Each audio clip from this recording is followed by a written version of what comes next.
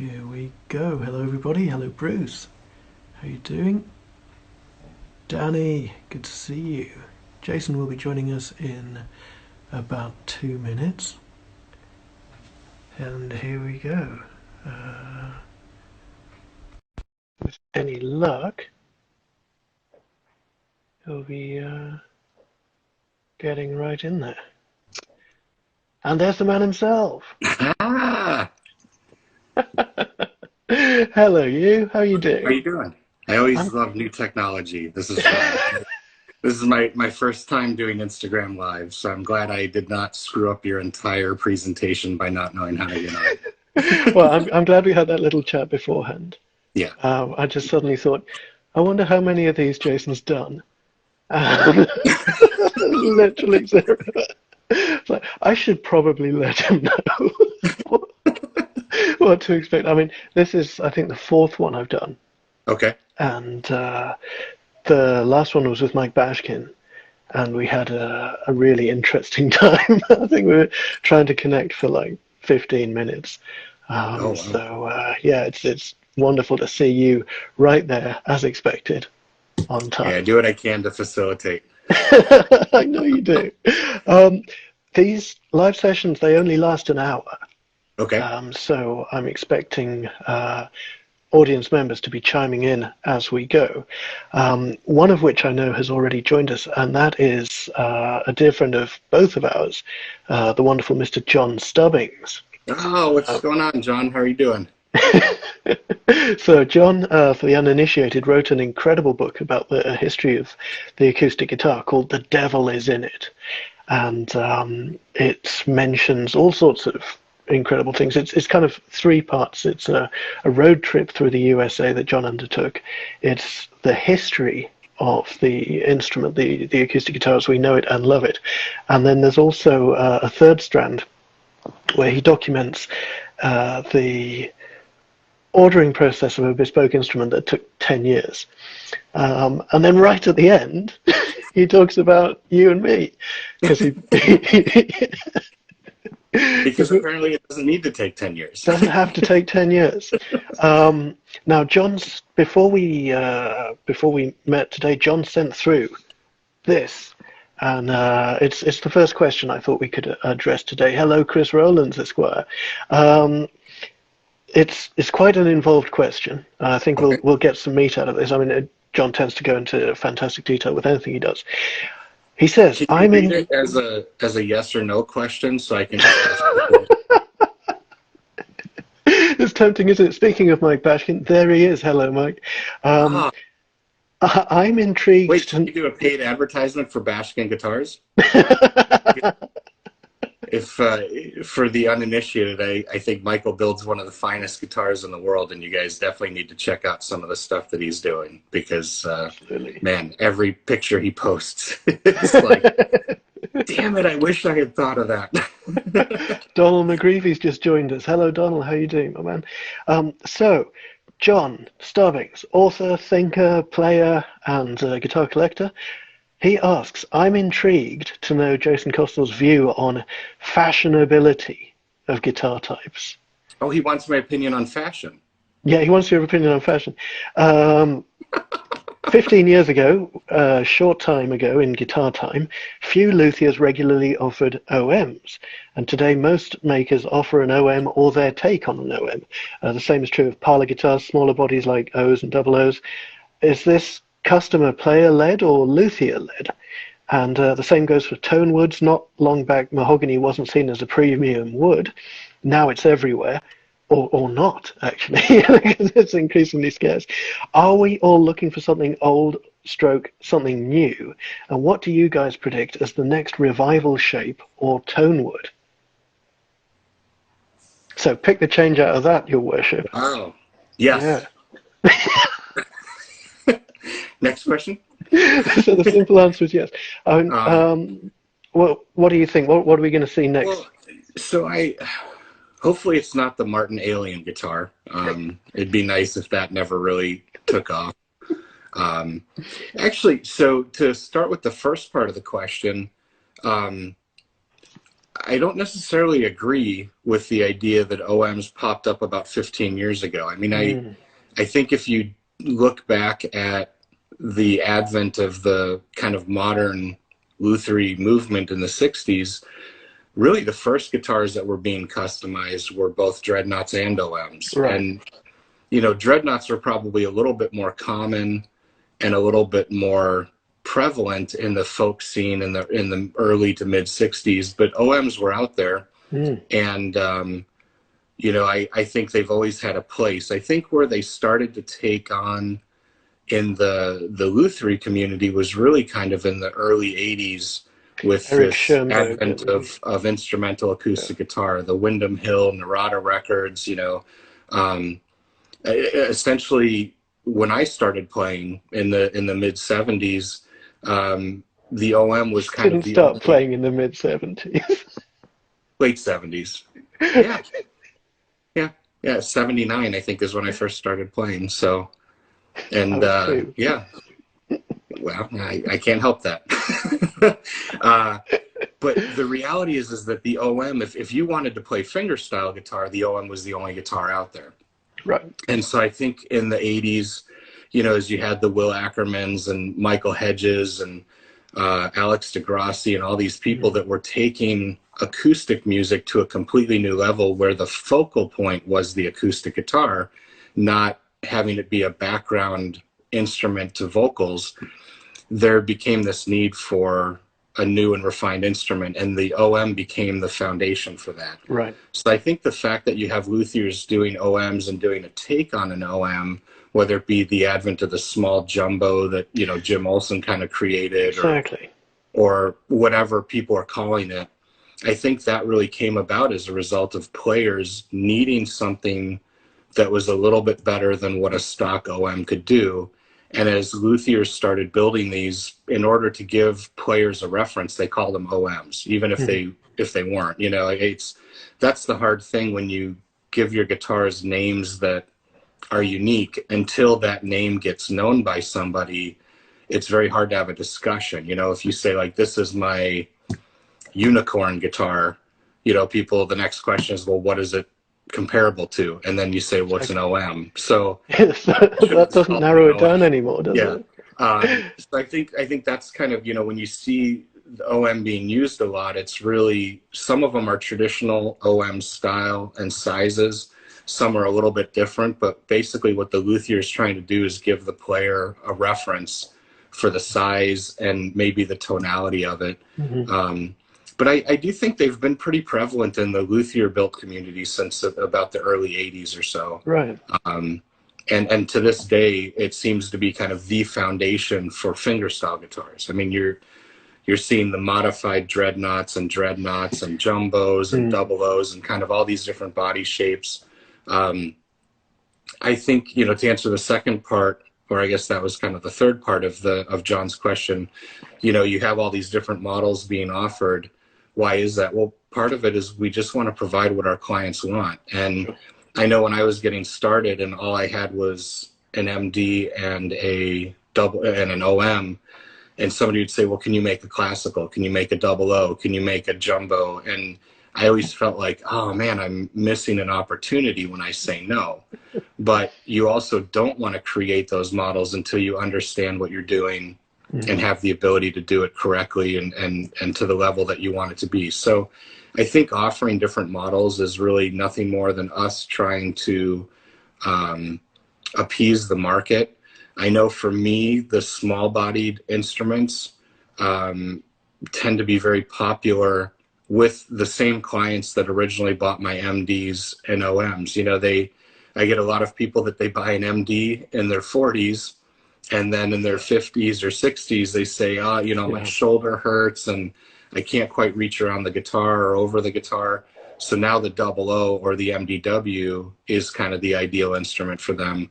And, you know, I think that's kind of the different models basically appease all the different interests, body sizes, playing styles, and all that stuff.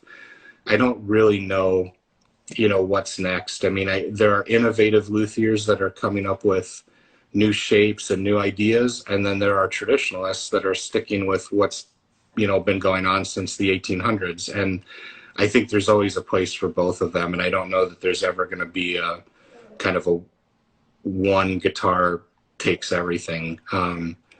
In terms of the tone woods, mahogany and stuff like that John referenced, again, I think, well, mahogany's obviously always been there. I mean, it's been very popular in Martin guitars and things like that. And I think part of it is the maturation of the sound in a mahogany guitar sometimes takes a little bit longer. And I think maybe when some of these pre-war mahogany Martins were made, nobody was like, oh, this is amazing. And now you play it, 100 years later or 60, 80 years later, and it's incredible. And a modern luthier who understands how those guitars were originally made and what's happened to that guitar over time is able to build with a set of mahogany and essentially manipulate it to make up for the lack of time. And what you get is that a brand new luthier built guitar out of mahogany can sound as good or better than an 80-year-old Martin made out of mahogany, because we're focusing on the dynamics of the wood and things like that. So I think the wood's always been popular. It's increased in popularity over time, and now you have a group of luthiers out there that understand the guitar and can do what you want it to do from the day that it's born, so to speak. So you don't have to wait 30 years for the guitar to sound good. Exactly. And when it comes to the next big thing, what do you think that's going to be? I have no idea. I'm thinking some sort of flying V with Kasha braced flying V. Yeah, I don't know. I tend to be, I think, I would consider myself a traditionalist, but I know I'm not. But I guess what I mean by that is when I see, like Michi Matsuda just did his, like, kind of the guitar made out of all recycled materials. Oh, man, that was amazing. And everything that man does, I'm in awe of. And everything that he does, I go, I'm so glad he's doing it, because it's not... and I don't, that's not a negative. It's just, it's not my place to do that. I don't think I could. I don't necessarily want to.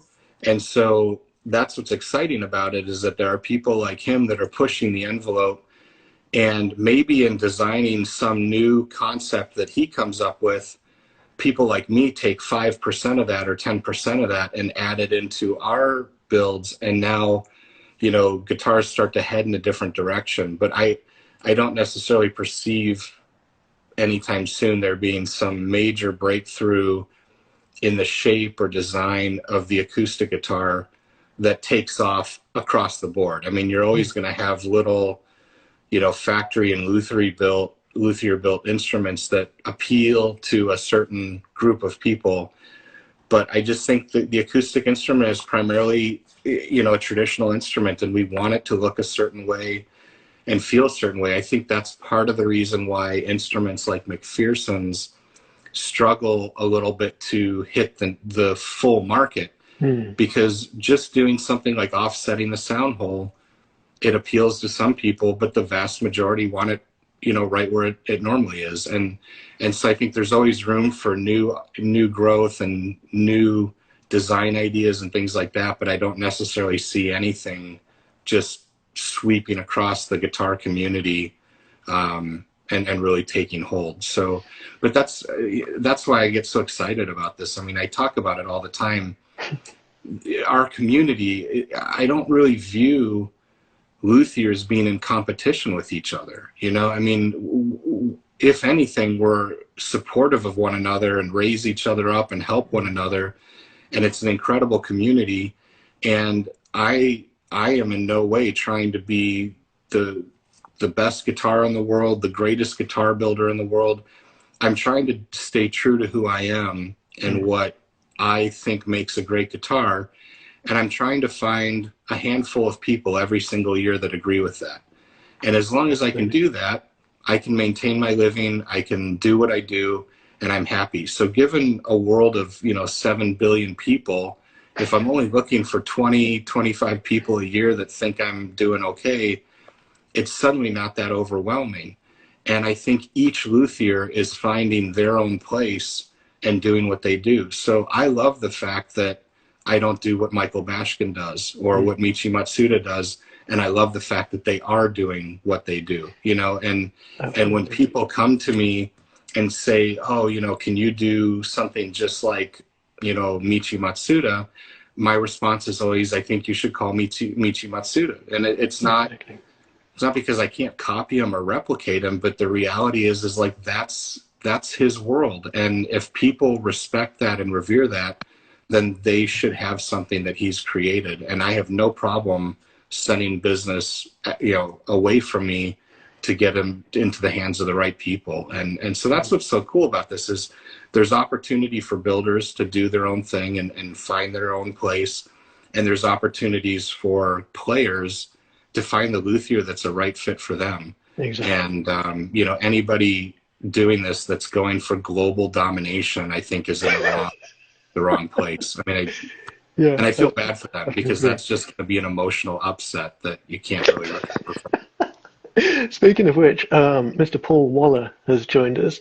Paul, he's one of the main guys from Westside Distribution who handles Martin guitars here in the UK. He says, I played one of your double O's and it was one of the best sounding acoustic guitars I've ever played. I'm assuming he's talking to you in this case. Oh, well, thank you. Thank you. I appreciate that. The double O is, it's a very special guitar. It was the first guitar that I made from the ground up. You know, the MD, the OM, and the Jumbo for me were essentially, you know, I took what I learned at Irvin's and tweaked it a little bit to basically make the guitar my own. But I was building off of references from working in Irvin's shop. And the double O didn't come about until a couple years later, where I really started to understand my own guitars and feel like, okay, now that I understand them, what would I do differently, or how would I, you know, adjust things? And that was really exciting for me. The double O was really all about creating a small bodied guitar with a big bodied voice, which I've had people say, well, why would you want that? And the reality is as I said before, I do have a lot of clients that have shoulder issues, medical issues, and the small body and the short scale just feel comfortable to them. I grew up playing Martins and later on Taylors and things like that when I was a kid. I don't remember ever having an issue fretting different notes or playing bar chords and stuff like that. Now, all of a sudden, as I get older, I find that on some scale lengths, my fingers just don't want to stretch the way they used to. Yeah. And all of a sudden, these short scale lengths feel really comfortable. They feel really good. I like the string tension on them. So, Paul, I appreciate the comment. And it was a very concerted effort to create those instruments. And I'm very proud of the double O. Well, I remember the first one that I played. And, yeah, it just felt immediately accessible, but still with that huge sound. It's a 25-inch scale on that, right? 24.75. 24.75, right. Yeah, and it's a 12-fret body joint. So I remember the first one I built, it felt like a little kid's 3/4 guitar because it just felt, I had always done 14-fret and longer scales, and all of a sudden I'm looking at it and I'm going, did I glue the neck on wrong? Or, did I put it in the wrong place? But now I've gotten used to it. So we've got a very interesting question here. It's kind of a two-parter. What are the most important factors in avoiding wolf notes when making a guitar with an active back? That comes in from Kabir Chocoholic. A lot of it is understanding how you build. That's an experience thing and a consistency thing. Yeah. If you build your guitar, when I used to teach guitar building, I really used to struggle with the students because they would build one guitar. We'll say it was an OM out of Indian rosewood with a cedar top. And they would string it all up and they'd say, oh, I don't really like it as much as I had hoped. So next time I'm going to build a maple guitar with an Adirondack spruce top, a cutaway, a baritone scale length. And you sit there and you go, you don't even understand what happened in the first guitar. Yeah. Let alone now if you change every parameter, it's like using the scientific method and having it all be variables. So, part of mitigating wolf tones is this idea of building consistently and understanding your instruments. And what you may find is in the first 4 or 5, you get wolf tones because you're building consistently, but now you go, okay, how do I get rid of those? And so next time you adjust your bracing or the mass on the top and things like that to basically offset some of the nodes and the tonalities in the top in order to, mitigate that.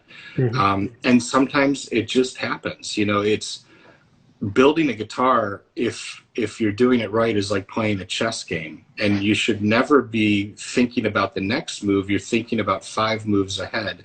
And so every task that I'm getting ready to do, I've already backwards planned from that task. I've thought about, like, okay, I did this on the last step, and I did this 2 steps before. So how do I do this? And everything is kind of a culmination. And as you're building the guitar, it's all coming together, and you're essentially consistently or constantly transitioning as you build. And a lot of that just comes with experience. If you've built 5, 10, 15 guitars, you're probably going to have some wolf notes, and don't beat yourself up over it, because that's part of the learning process, and you really can't mitigate something until you actually experience it and then figure out what's causing it. But once you've had 100 builds or 150 builds, then you have a lot more experience to kind of delve into, and you have a lot more understanding of your instruments. So to me, the way you mitigate stuff like that is consistency in your build process and making a concerted effort to understand your instruments. I would never say anything negative about any of my fellow luthiers, because I think they're all incredible and we're all doing the best we can. But one of the things that is kind of fascinating to me is the topic of voicing. And voicing means different things to different people, and that's okay. There's no right or wrong method. Those of us that studied with Irvin kind of have a methodology. It's definitely not the only or best option. But what I find is when I talk to luthiers sometimes, and I say, do you voice your top? Oh, yeah, I do. Okay, what do you do? Well, I voice it. Okay. What are you trying to achieve? Well, I want a good voice. Okay. Okay. And again, no disrespect, but what I'm finding in those conversations is that there maybe isn't a quantifiable methodology to what they're doing. And so there's a lack of understanding maybe in the guitar itself that they build, and how to manipulate it and how to change it. The same thing, I'll talk to luthiers and they'll say, yeah, this one really came out, with a real high treble frequency. And I'll say, okay, well, how can you change that? And they'll say, well, I'm going to do this one thing. And yeah, that one thing will make a difference, but there might be 20 different things that actually account for that response. And I find that some of the newer builders and students and things like that don't always understand all the different facets of what creates that response. Yes. So studying your own instruments and really trying to understand them and become the subject matter expert, so that when people ask you about your instruments, you can talk about them and explain why you do what you do. Yeah, I couldn't agree more. Touching slightly on the previous comment of tone words, obviously there is a push towards not only responsible stewardship and sustainable use of woods, but a lot of luthiers are actively seeking alternatives purely on sonic grounds. Is there anything that you've been exploring that recently that you've really been blown away by? No. No. Mostly because I haven't really been going down that road. I don't have a lot of room in my build queue for innovation or trying new things. I mean, unless a client says to me, I'm willing to write you this large check and I want you to do whatever it is you want to do, the reality is that all of my builds for the next couple of years have already been dictated. Sure. So even if a new wood comes out next week, unless one of those clients calls me back and says, hey, I've changed my mind, I want this new wood, that's not going to really be something I get to play around with for a while. And so I haven't really gone down that road. And I think that's a great thing, though. I'm glad that there are people that are pursuing that, because we need that. I'm sure that there are some incredible sounding carbon fiber guitars out there. Right. I know players that play them live, and a lot of times I can't tell whether it's an acoustic instrument or, a wood instrument or a carbon fiber instrument played live. But acoustically, I typically can. And I guess what I mean by that is, even though there's a market for those, I want wood-based guitars to be around for the next 100, 200 years. Yeah. And the only way we do that is by being responsible about the woods we use and trying to use sustainable woods, use mills that are responsible in how they harvest the wood.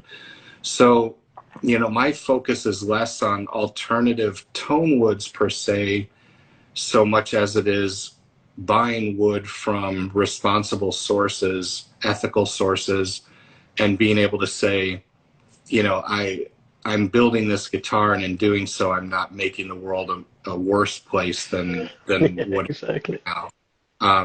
So I'm glad that there are people that are doing that. I personally am not, and it's just more the nature of how my build queue works and what I have on the books right now.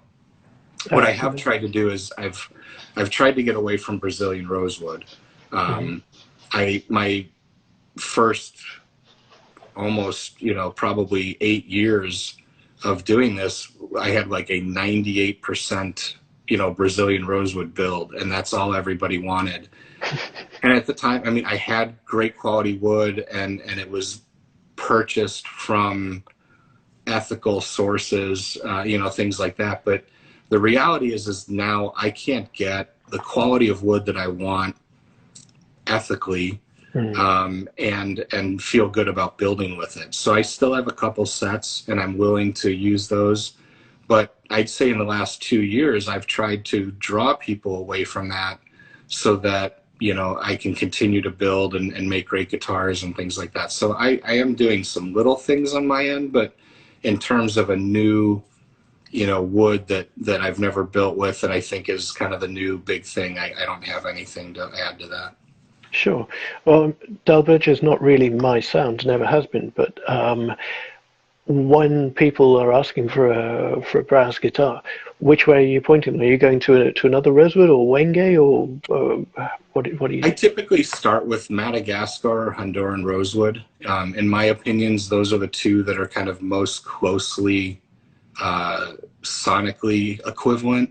And then, Amazon, Indian rosewood. Again, in the hands of the right builder, every piece of wood can be adjusted and manipulated to create the desired outcome. It's kind of the idea of the closer you are at the starting point, the less work that goes into creating the tonality that you're looking for. So maybe it's inherent laziness, but like I'd rather start with something as close to what you want than, say, oh, let me take this, piece of slat steel and turn it into a guitar for you. Because, one of the issues when you start to thin back plates and top plates and things like that to achieve certain responses, you can very quickly go too far. And you won't necessarily know you went too far until the guitar is strung up, and then it's too late. So, again, the closer you are to the end result when you begin, the better your chance of success is. So I think it's important to, again, be smart enough about what you know and don't know, and know your own limits, and then work within those parameters. Absolutely. And when it comes to the approaches to treating wood that we've seen, recently there's been more sort of torrefaction, but there's also some chemical approaches that are sneaking into the marketplace now. Have you had much experience with either of those? And if so, what can you share? I soak all my tops in Jim Beam for about 3 weeks, and that's not the same. And lick it off, and I feel like that really helps, give a good tone. No, again, this is one of those times where I should just keep my opinions to myself. But, no, it's not. No, there's a place for everything, right? And just because I don't have experience with something doesn't mean that it's not a good methodology or anything like that. I guess what guides me each day when I wake up and I think to myself, like, do I want to take my building in a completely new direction? That's difficult for me because what people are paying me to do is what I've been doing. You know, I like they're commissioning a guitar based on the last guitar that I made or the previous guitars that I've made.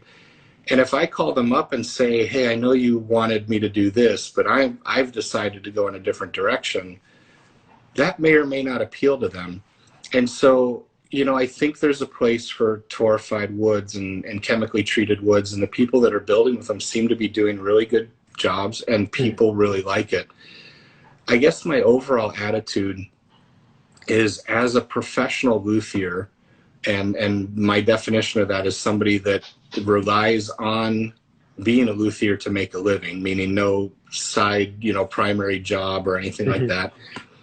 We do everything we can to make a good living. You know, we want to be fulfilled and satisfied in our day-to-day existence, but at the end of the day, we have to pay the bills. And if somebody came out with a new idea that was the end-all be-all, whether it's Kasha style bracing, McPherson sound holes, torrefied tops, whatever, if it genuinely turned the whole world upside down, every one of us would jump on it the next day. Yeah, I mean, that's who we are. Because you want to be a part of it, you want to be successful, and you want to offer what people want. And I guess for me, my litmus test is, well, if the whole world has not suddenly changed overnight and gone in this direction, then I think I'm just going to stick with what I have. Because again, it goes back to that consistency and experience base. I know how to build my guitars, and I know what I'm doing when I build them. So for me to become innovative at the detriment of the next person's guitar, it just doesn't make sense to me. And like I said, if I had a lot of time to prototype and try new things, then I would maybe feel differently. But I don't have that time, and I don't want to try new things on a client guitar because I stand behind it. And the worst thing in the world to me would be, hey, I tried something new, and 3 weeks after getting their new guitar, it implodes on itself, and I have to have that conversation. So it just doesn't work for me. So it's not to say that there isn't, you know, a benefit to it or that people aren't doing great things with that. I think some of your companies that are using chemically treated and torrefied woods they have the time to do a lot of testing. There's also kind of two modes of lutherie, in my opinion. I'm totally making this up, but there's the scientific approach, which to me are people like, you know, Brian Gallup does a lot of scientific testing of his tops and things like that. And you know, there are other people out there where they hook a top up, you know, they mic it, they hook it up to a computer with strobe tuners, and they're taking readings and deflections and cue and, you know, all this patterns stuff. and all sorts of stuff. Yeah. And that, I think, has just as much of a place in building as people like me that do it intuitively. How does the wood feel when I flex it? How does it feel when I hold it in my hands? I don't think one makes a better guitar or the other. No. What I think it does is it appeals to that builder and how their brain works. Some people are more right brain, some people are more left brain. And what they've found is, within the confines of a creative art form, I can do it scientifically or I can do it creatively and artistically. And both, I think, build a great guitar. So again, I think factories and stuff are maybe doing a little bit more research and a little bit more testing because they have employees that they can say, hey, Bob, your job for the next 2 weeks is to do stiffness and deflection testing on a torrefied top and come back with the results. My dogs, I'm sure, would do great, you know, at gathering information, but sometimes not having opposable thumbs makes it difficult for them to do some of the stuff. So, you know, any new testing falls on me, and it just comes down to, do I want to allocate time and resources to that? And the answer is usually no. Absolutely. I think that's a very good point you raised about this sort of continuum between sort of intuitive approach to Luthier and the more sort of mathematical stroke scientific one. Yeah, you've got guys like Brian Gallup, Jeff Bamberg, and others at one end, and then you've got people like Wayne Henderson, for instance, whose buyers appreciate that basically he's just hacked at a tree with a warm spoon until it's done. And yeah, I've always found myself sort of in the middle. It's great to be informed, and it's great to have a body of work that suggests that your next guitar will build upon that. But I've always found a certain amount of security in the idea that some of this is written down as well, rather than just completely haphazard. Yeah, no, I agree. It's kind of like, people say, well, which martial art is the best? And it's like, well, whichever one you can kick somebody's ass with. And, it's kind of the same thing with guitar building. The right technique is whichever one you can study over and over and over again and understand, and eventually, I hate to ever use the word master, but work towards mastering. Mm. So I think where people struggle is when they change their approach and their methodology every couple of years. You never really reach that level of enlightenment, so to speak. But if you can just focus on one methodology, then that's the right one for you. Absolutely. And honestly, the idea of sitting in front of a computer and taking readings on every single top has no appeal to me. But if for somebody else that's the exciting part of making a top, then man, that's awesome, because now we have more people building guitars and we have more choices for the end user, and that's what it's all about. So, I think that's a great thing. Absolutely. I wanted to talk a little bit now. We've done a separate interview about this. Obviously, a couple of weeks ago, we were due to see each other at the Holy Grail show in Berlin. That didn't happen for reasons that we all appreciate. One of the things that I was most looking forward to doing was playing a very special instrument that you had built out of a wood that I understand it was your first go with for President Jimmy Carter. Yeah. Yeah. Tell us about that.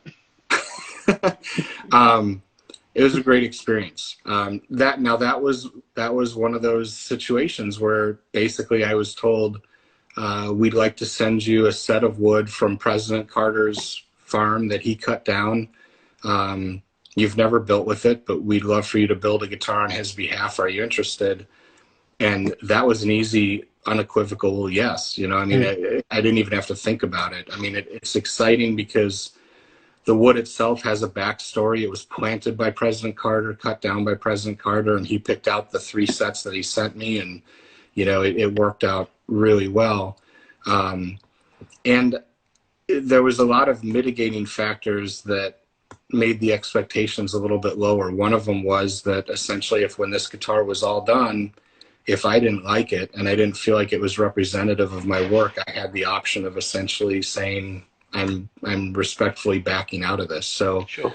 It was essentially kind of risk-free. And the wood, it was called Paulownia. I had never worked with it before. It's used a little bit in instrument making in Japan.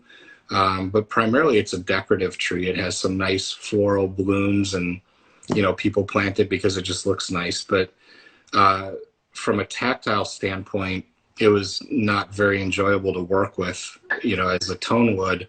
But the result at the end was an incredible sounding guitar. I was actually very surprised and very happy with it. I honestly had no idea how it was going to go throughout the entire process. It goes back to that thinking 5 moves ahead. It's like, as I was building, I was constantly, listening and taking information and kind of processing it and then adjusting the build. So the end result was really good, but it was scary. That's kind of the first time in a long time where, I thought, man, I'm kind of out of my box right now, and it's a really high profile build. It's not just going to be an unknown instrument. So I'm glad it turned out well, and it was really exciting. I had hoped to hand deliver it And then because of the situation, you know, I was told that was no longer an option, but I did get to FaceTime with President Carter and speak with him on the phone for a little bit. And, you know, it was just such a pleasant and wonderful experience. So I feel very grateful for that. Oh, fantastic. Yeah, it's as I said, guys, there will be a full interview with Jason on the subject of the guitar he made for President Jimmy Carter up on my YouTube channel, hopefully within the next 48 hours. I've been ridiculously busy. Hey, Jessica Savage has joined. Hey, what's up, Jessica? That's fantastic. For the uninitiated, Jessica is a fantastic photographer out in Arizona. She also made she won an award, in fact, for the intro movie on Jason's beautiful website, and she used an extract from my piece Celandine. So I'm very grateful for that as well. I see that your website's currently having a neck reset. Yeah. That's exciting. The back end, it's not going to be that much different. Basically, the back end was built in a way that, short of me working for NASA and having kind of an entire staff, it was going to eventually fail. And it was kind of the Y2K thing going on. Like, it was built with a lot of redundancy so that the web designer could only update it himself. And then it was set to implode on itself if all 2,000 different licenses were not renewed, you know, on a regular basis. It's like a dead man's switch.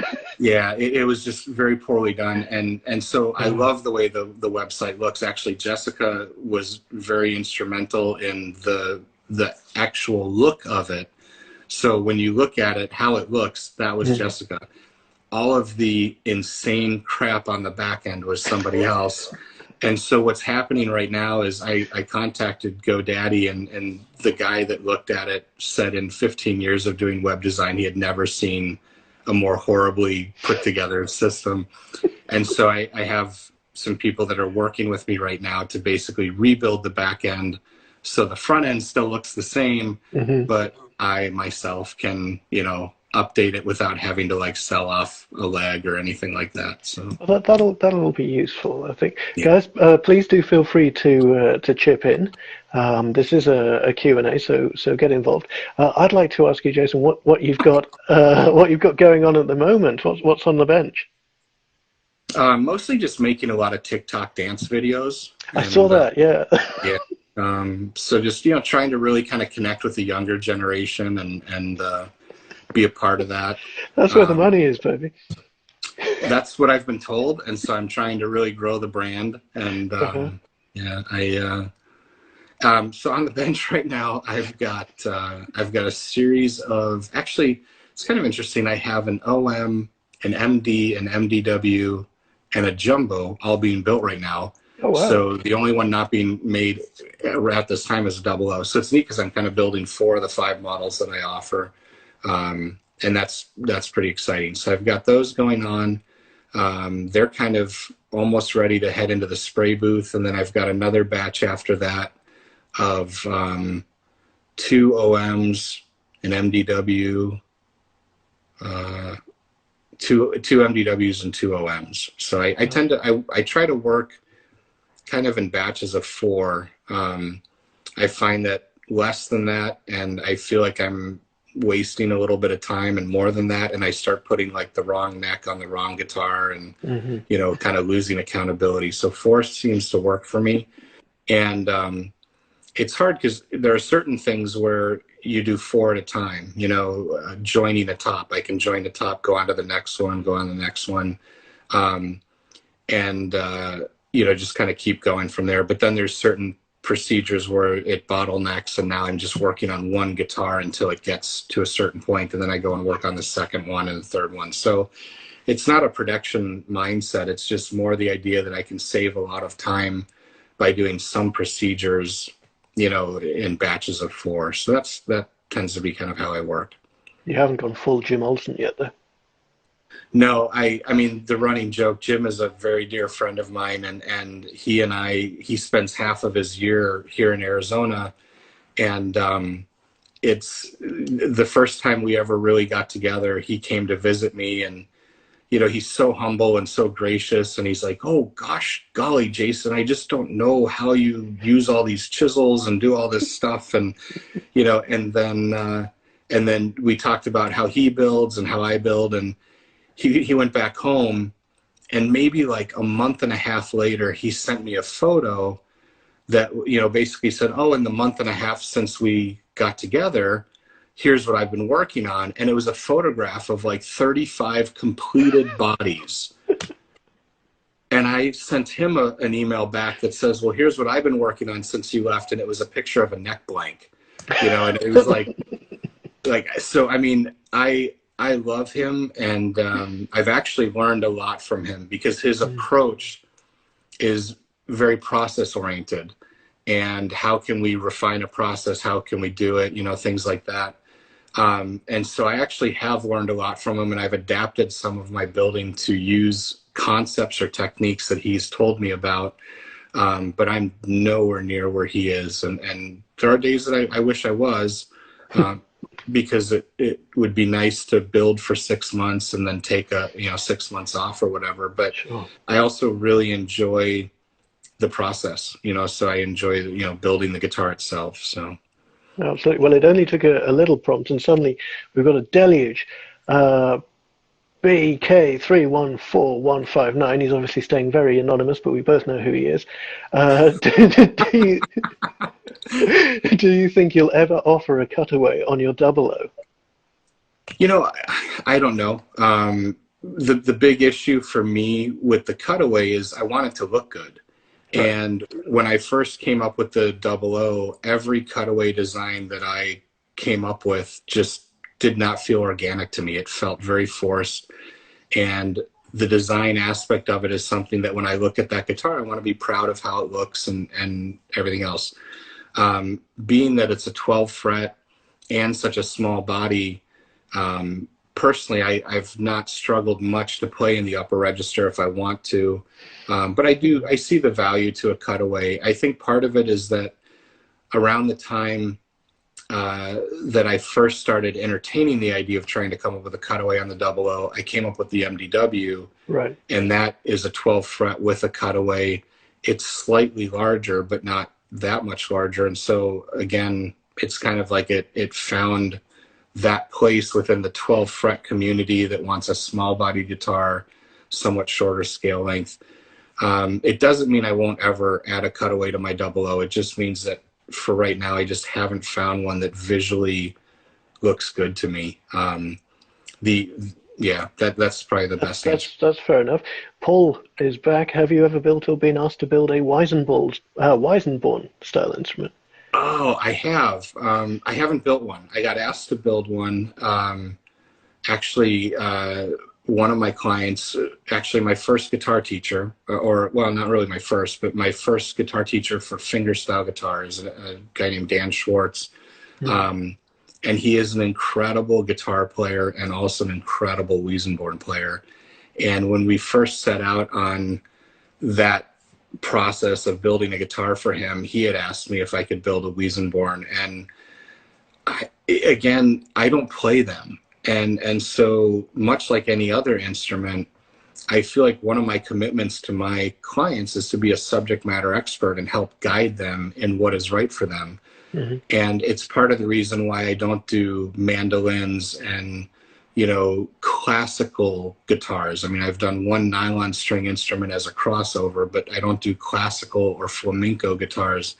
And the reason is because since I don't play them and I don't listen to that music as much, I feel like I'm doing a disservice to my potential clients by saying, yeah, I mean, I can build anything. You can look at a set of plans and create an instrument, and it's mm-hmm. probably going to be okay.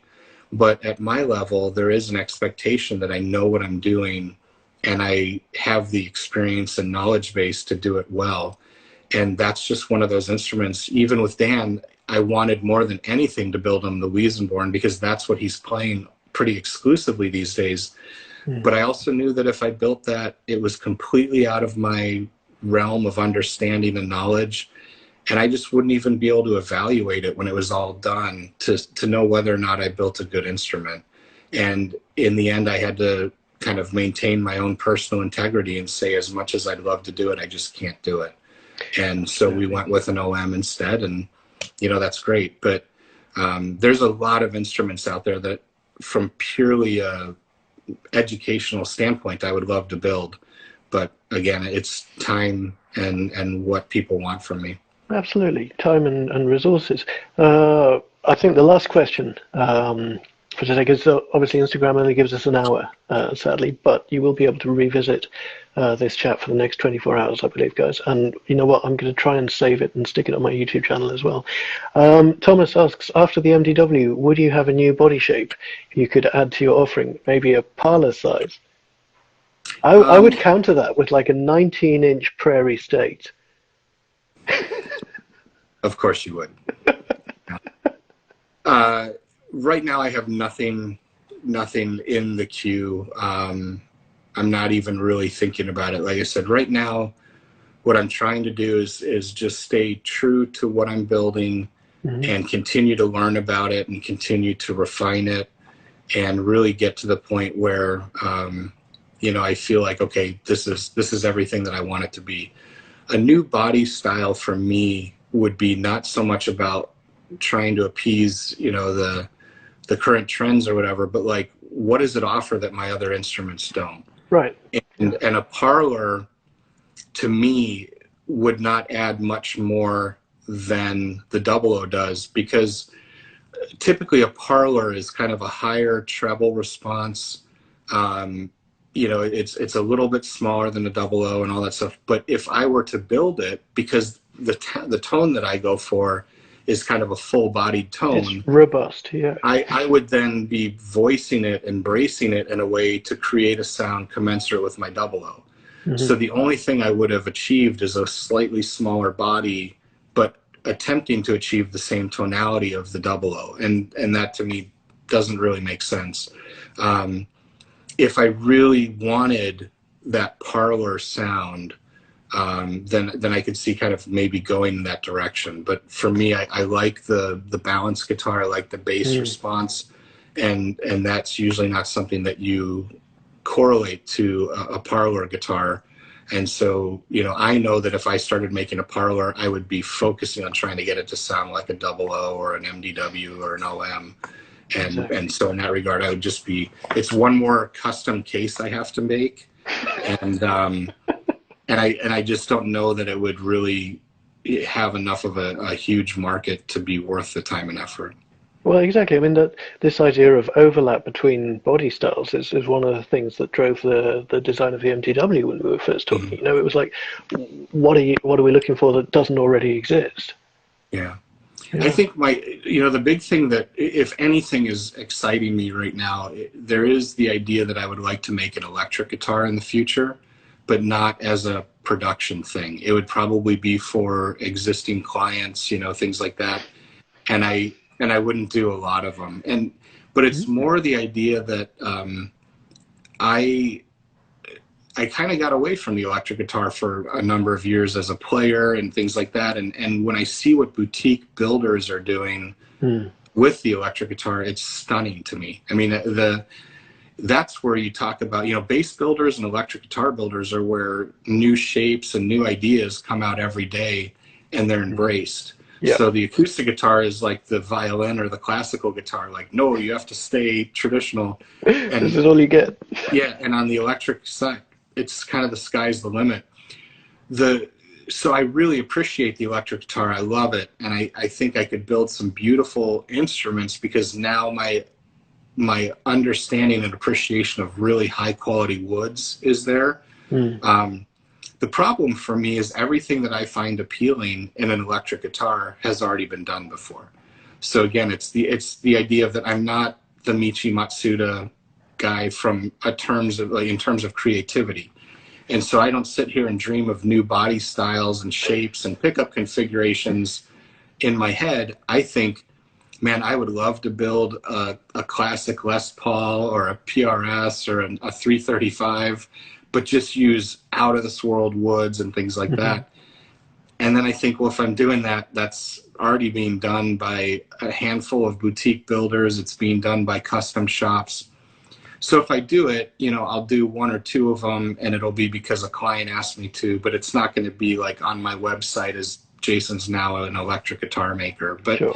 But that excites me. It interests me. And I think if maybe once a year or once every 2 years I could do something like that, it takes away some of that Groundhog Day feeling too, where you just feel like I'm doing the same thing over and over and over again. So, yeah. Well, I look forward to seeing the results at some point. Guys, we're coming up to our allotted hour. I'm going to see if I can press the right buttons to save this chat on Instagram and then somehow get it onto my YouTube channel as well. So thank you very much, everyone, for joining us. And as always, ladies and gentlemen, Jason Kostal, thank you, my friend. It was a real joy. Thank you for joining us. This was fun. Take care of yourself. Let's do it again sometime. Take care.